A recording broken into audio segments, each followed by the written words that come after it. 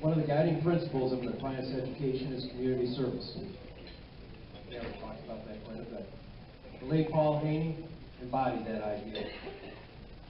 1959 graduate, Paul Haney spent his life serving Aquinas in the Rochester community.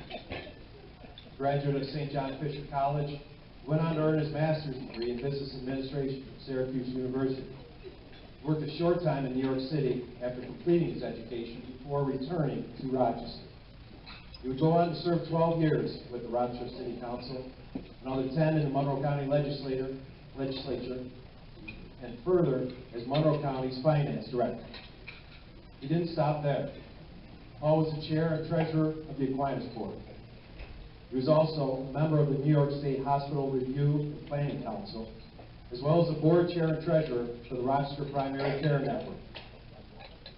For as outspoken as Paul was, when it came to advocating for the city of Rochester and its residents, he said little of his own accomplishments. As his niece Chris recalled, it wasn't until after his untimely passing in June of this year that she and her family found out about today's induction. It took Mike Daly informing her and her family. As Christine said, he would eventually have told us, but that showed just how unassuming he was. For meritorious service, please welcome, on behalf of his uncle, Mike Haney.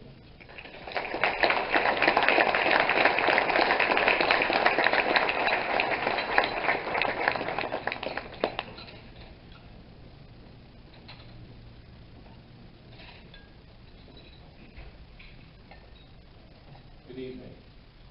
I'm Mike Haney, Paul's nephew. Most of you know Paul was an all-star, award-winning debater at both Aquinas and St. John Fisher, and a terrific public speaker. Unfortunately, I didn't inherit those feats, but I'll do my best. With me tonight to celebrate Paul's accomplishments are Paul's nieces and my sisters, Chris, Sue, Sharon, and Paul's sister-in-law, my mom, Chris.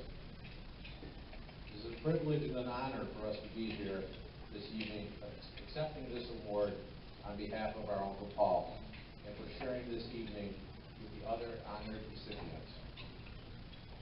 As I am sure you are all aware, Paul was a simple man and would have found this honor to be unwarranted, but he would have been deeply touched and moved by the honor of the contribution to this manner. To Paul, Aquinas wasn't just a school of bricks and mortar. It was a set of traditions, of teachings, and a culture of service to others. He was always proud to call himself an Aquinas alumnus. Paul was a family man, and he considered Aquinas part of his extended family. He considered so many of you as friends, and enjoyed and cherish the time that he spent with many of you.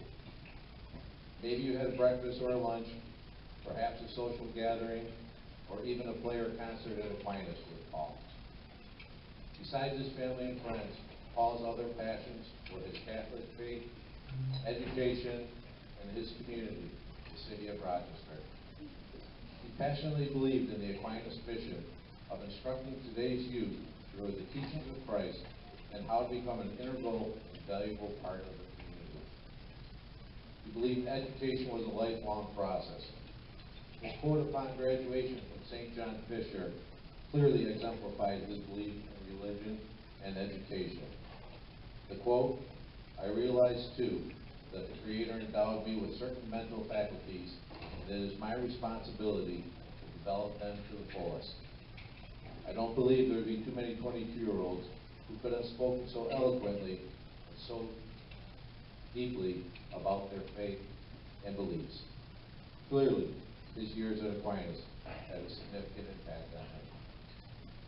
Paul would want to thank his parents for instilling that belief in him at an early age and providing him with a Catholic education, first at Holy Rosary, then at Aquinas, and then at St. John Fisher.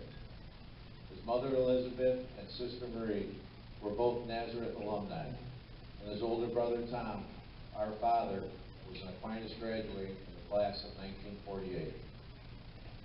Paul's involvement with Aquinas was dedicated to his belief that anyone who had the desire for a Catholic school education should be afforded the opportunity to achieve that goal. His active participation in school and alumni events, his various roles on the board, the scholarships he created, were not in an effort to promote his own agenda, but rather in an effort to help others obtain that goal and to help Aquinas move towards the future. His whole life was dedicated to fulfilling the ideals that Aquinas stresses to each class, one of service, integrity, morality, and he tried to share those ideals by being a living example of each.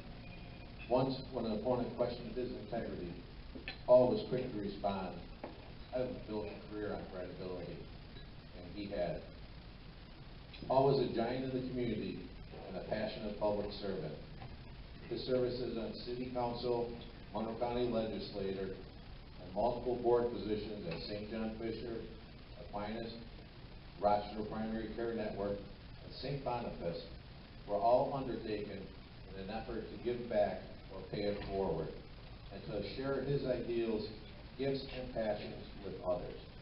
He truly wanted to make the world a better place and dedicated his life to serving the neighbors in his community.